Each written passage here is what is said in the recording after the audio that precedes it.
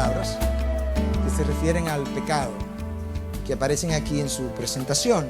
Una es amartima, de ahí que el estudio de la doctrina del pecado se llama amartiología. Entonces amartima es esto, no darle al blanco. Romanos 3:23 dice, por cuanto todos pecaron y quedaron destituidos de la gloria de Dios. Esa es la idea. Nadie le ha dado al blanco. Y segundo, la otra palabra es parábasis, que es cruzar una línea prohibida. Dios ha dicho que de ahí yo no puedo pasar y yo he cruzado esa línea. De manera que el concepto del pecado es que nadie le puede dar el tiro al blanco, nadie puede vivir perfectamente. Y dos, que Dios ha establecido líneas que nosotros hemos estado violando y todos hemos pecado. Definido de otra forma, el pecado es la falta de conformidad a la ley moral de Dios, ya sea por hecho, ya sea por disposición o estado. ¿Qué significa eso? Yo puedo pecar cuando yo voy y le doy una galleta a uno, pero si yo simplemente deseé darle la galleta, eso es una disposición de mi interior, ya yo pequé también. O sea, yo puedo pecar o puedo pecar por omisión. Yo debo hacer algo que no lo hice, debo pedir perdón y no lo hice, pequé. Debo perdonar y no lo hice, pequé. Debo venir a la iglesia y no lo hice, pequé. Debo orar y no lo estoy haciendo, pequé, etcétera, etcétera. Puede ser por omisión. Ok, el origen del pecado. ¿De dónde surgió el pecado? Porque si Dios creó todo, entonces Dios creó el pecado. Ustedes no han oído esa pregunta. Y alguno probablemente está diciendo, yo no lo he oído, pero yo le he hecho. Porque es una pregunta que mucha gente se ha hecho. ¿De dónde surgió el pecado? Bueno, el pecado no es una cosa, el pecado es una cosa. El pecado es una cosa para que haya que crearla. Dios creó todas las cosas, seres humanos, objetos inanimados, pero el pecado no es una cosa. Si fuera una cosa, usted tendría que ponerle una mano a algo y decirme, mira, esto es pecado. Y usted no puede poner la mano a una cosa y decirme, esto es pecado. No, el pecado es una disposición del espíritu. Que yo tengo cuando nací, porque Adán y Eva, mis primeros progenitores, me transmitieron eso. Es algo que surge espontáneamente, que surgió en el corazón de Lucifer, que surgió en el corazón de Adán. Simplemente cuando ellos decidieron violar una línea, Dios les dijo, mira, Adán está sin pecado, no toques ese árbol, no comas de esa fruta. No fue que no toques, eso fue lo que Lucifer le dijo, con que Dios dijo que no podía tocar el árbol. Dios nunca dijo eso, Dios dijo que no lo comieran. Y ellos pasaron la línea. En el momento que ellos pasaron la línea, surgió el pecado. Es algo de generación espontánea. Más nada, no tiene que ser algo, no es una cosa para ser creado. Tenemos que recordar también que el pecado no es simplemente algo que yo hago, es algo que yo soy. Y esto es como yo lo ilustro. Supóngase que yo voy delante de Dios y le pido perdón por todos mis pecados, todos. Y en el momento que yo digo amén, que ahí hubiera un anestesista con una intravenosa y me pusiera en anestesia general, ok, ya que Dios me perdonó de todos mis pecados, inmediatamente yo me fui a dormir, o sea que no puedo pensar nada malo ni hacer nada malo. ¿Me van siguiendo? ¿Yo estoy libre de pecado o sigo siendo pecado? Claro.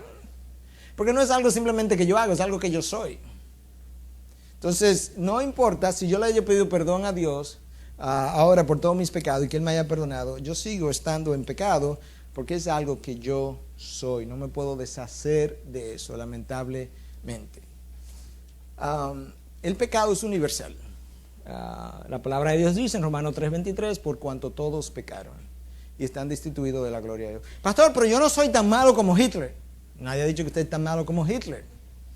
Pero lo que resulta es que hay gente como Hitler que son muy malos, o muy malos, y gente como nosotros que somos muy malos.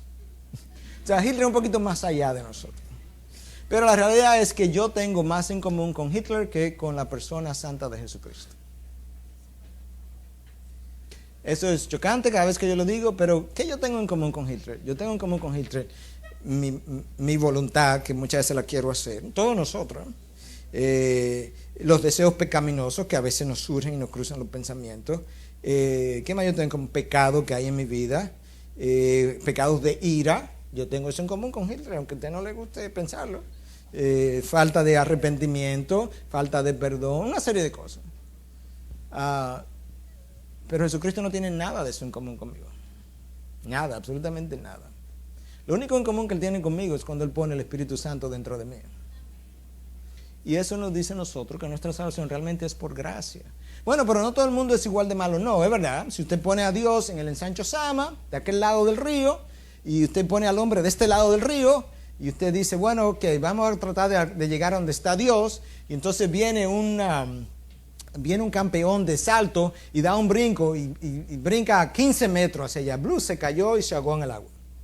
Y viene otro campeón, un campeón mundial. Después viene un campeón dominicano y salta y 10 metros y Blue se ahogó en el agua.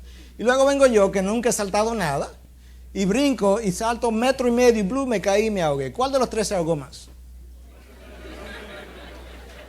¿Verdad? Entonces eso es. Sí, es verdad que Hitler era malísimo y otros son menos malos, pero los tres están condenados, están destituidos de la gloria de Dios, nadie llega al otro lado, todos estamos ahogados. Entonces esa es la idea. ¿Ok? ¿Cómo yo sé que el pecado es algo que Dios odia, que detesta? Bueno, cuando un Dios que es todo misericordioso se dispone a hundir en agua un planeta entero y acabar con la vida de todo el mundo, excepto 8 personas, por el pecado es serio. ¿Usted no cree? Cuando un Dios que es inmensamente misericordioso dice, este mundo está lleno de pecado, me voy a llevar a todo el mundo, hombre, mujer, niño, anciano, todo el mundo, voy a dejar 8 gente, usted sabe que el pecado es serio. Que tiene que ser algo que Dios odia mucho. Cuando yo lo veo así teológicamente, digo, sí, es verdad. Pero el problema es que esta noche o mañana yo voy a comenzar a pecar y yo tengo que recordar que cada vez que yo hago algo de este tipo es algo que Dios odia. Otra cosa que me dice a mí lo odioso que es el pecado para Dios es el infierno. Que un Dios todo misericordioso está dispuesto a mandar miles, millones de personas al infierno para el resto de la eternidad simplemente porque pecaron, me dice a mí que el pecado es serio. La razón por la que la gente va al infierno es una sola cosa: el pecado. Y lo otro que me habla a mí de lo malo que es el pecado para Dios es que la única razón por la que Cristo lo masacraron tan brutalmente en la cruz es porque yo merecía ese castigo y Dios decidió ponérselo en la espalda a su Hijo. Lo que Dios me está diciendo cuando masacran a Jesús de esa forma, oye, así de malo es el pecado. El pecado es tan malo que eso es lo que tú mereces, pero se lo voy a poner a mi Hijo en la espalda. Esas 3 realidades, el diluvio, el infierno y la crucifixión de Cristo, a mí me hablan de lo horrendo que es el pecado delante de Dios. No importa cuál pecado, hermano. Los efectos del pecado en la naturaleza del hombre, el entendimiento del hombre quedó entenebrecido. Todo eso, cuando yo lo veo teológicamente, digo, wow, sí, es verdad. El problema es que todo eso es parte de la condición en la que yo quedé cuando yo heredé el pecado de Adán y Eva, con ese corazón y con ese entendimiento. El hombre vive engañado, es otro de los efectos del pecado. Jeremías 17:9 dice que el corazón es engañoso, ¿quién puede curarlo? El corazón de todo el mundo es engañoso. Una de las cosas más comunes es que nosotros nos autoengañamos. Y es tan común el autoengañarse que cuando yo estoy autoengañado, yo no sé que estoy autoengañado. ¿Te entendió eso? Cuando yo estoy autoengañado, yo peleo en contra de que yo estoy autoengañado cuando alguien me lo dice. ¿Por qué? Porque yo estoy tan autoengañado que yo no lo creo ni lo veo. Pero eso es una gran realidad. Nosotros somos maestros, tenemos PhDs en autoengaño. El hombre perdió su capacidad de discernir espiritualmente. 1 Corintios 2:14. El hombre natural no entiende las cosas de Dios porque tienen que ser espiritualmente discernidas. Y finalmente la voluntad quedó esclavizada. Ese último punto es clave para la próxima sección, la sección de la salvación. La voluntad del hombre, yo tengo que leerlo, porque si nosotros no entendemos esto, no vamos a entender o a creer la próxima sección. La voluntad del hombre no es libre conforme a la palabra de Dios. La voluntad del hombre quedó atada al pecado irremediablemente. Segunda de Timoteo 2:25 y 26. Dice, corrigiendo tiernamente a los que se oponen, por si acaso Dios les da el arrepentimiento que conduce al pleno conocimiento de la verdad. Y aquí viene. Y volviendo en sí, escapen del lazo del diablo, habiendo estado cautivos de él para hacer su voluntad. ¿Lo oyeron? Y volviendo en sí, que puedan escapar del lazo del diablo porque están cautivos de él para hacer su voluntad. El hombre fue creado con voluntad propia, fue creado con libre albedrío. El hombre pecó y el hombre vendió su libre albedrío al pecado. Eso no es problema de Dios, eso es problema del hombre. El hombre es que ha quedado sin libre albedrío. Después que Dios se lo dio, porque él esclavizó su voluntad al pecado. Por eso es que Pablo dice, yo no entiendo, porque yo lo que no quiero hacer, eso hago, y eso que no quiero hacer, eso que sí quiero hacer, eso no hago. ¿Cuál es el problema? Pablo sabe cuál es el problema, que la voluntad había estado tan atada al pecado, tan esclavizada al pecado, que aún después de la conversión sigue teniendo problemas con hacer lo que debe hacer. La culpa de Adán y Eva, ¿cómo ha sido transmitida a nosotros? La posición de Pelagio fue alguien en el siglo IV que la iglesia condenó de hereje. Pelagio dijo que Adán y Eva pecaron y que ellos tuvieron su propia culpa y que nosotros no nacemos con esa culpa, no nos afecta a nosotros. El pecado mío no tiene nada que ver con Adán y Eva. Mi pecado es algo que yo hago, que de hecho la gracia de Dios sería buena para la salvación, pero que no es necesaria. Eso es un hereje, ¡boom!, fuera de la iglesia, condenado como hereje.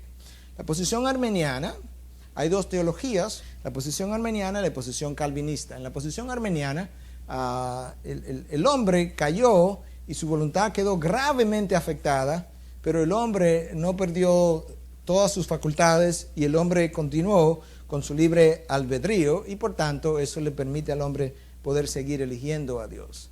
La posición calvinista es que el hombre cayó completamente, radicalmente de la gracia y su voluntad quedó totalmente atada al pecado y que por tanto, debido a eso que yo acabo de decir, Dios es quien elige porque el hombre nunca elige a Dios. Hay diferentes tipos de pecado. Hay pecados que llevan a la muerte, según uno de los textos que van a ver. Está el pecado imperdonable, que es la blasfemia contra el Espíritu Santo. El pecado que se comete en ignorancia es castigado por Dios, pero recibe menos azotes, según el texto de Lucas 12, 47 al 48. Cristo dice que el que mire a una mujer lujuriosamente ya cometió adulterio, pero eso no es igual al adulterio físico que se comete. Porque cuando Cristo da permiso para el divorcio en caso de adulterio, si equiparamos el adulterio físico con el adulterio mental de que pensó en una mujer, entonces todo el mundo tiene permiso prácticamente para divorciarse, porque hay mucha gente que ha pensado y no es así. Entonces hay diferentes tipos de pecado, pero cada pecado es contra la voluntad y la santidad de Dios y es gravoso para Dios.